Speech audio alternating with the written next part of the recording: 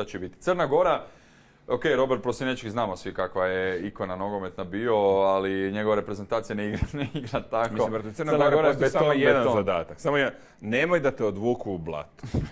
Dakle, ali figurativno blato. Da, znači ta Crna Gora, ja kad god gledam, to su najružnije utakmice svih vremena. Kad su kao 96. minuti zabili gol. Ma da, ali ne samo to, nego i prije. Dakle, samo se igra da svaki prekid traje 2 minute, da se krade vrijeme, da se zapravo prokrijumčari neki gol.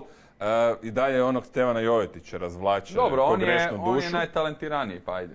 Ma da, ali polumrtav igrač, to ti hoću reći. Dobro, sad si ga malo prerano smjestio u 2 metra ispod zemlje. Nije već na ozbiljnoj razini nogometa 2-3 godine. Ali okej, za Crnu Goru, nešto tipa ko James Rodriguez za Kolumbiju. Tako je, točno tako. I osim njega ništa.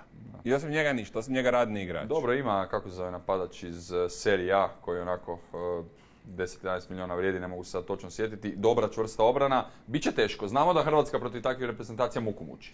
Ma ja bih rekao da će protiv Crne Gore biti puno lakše nego protiv Čeha, jer ako ništa drugo, možeš ih prevariti za gol 2, oni tebi ne mogu dati gol.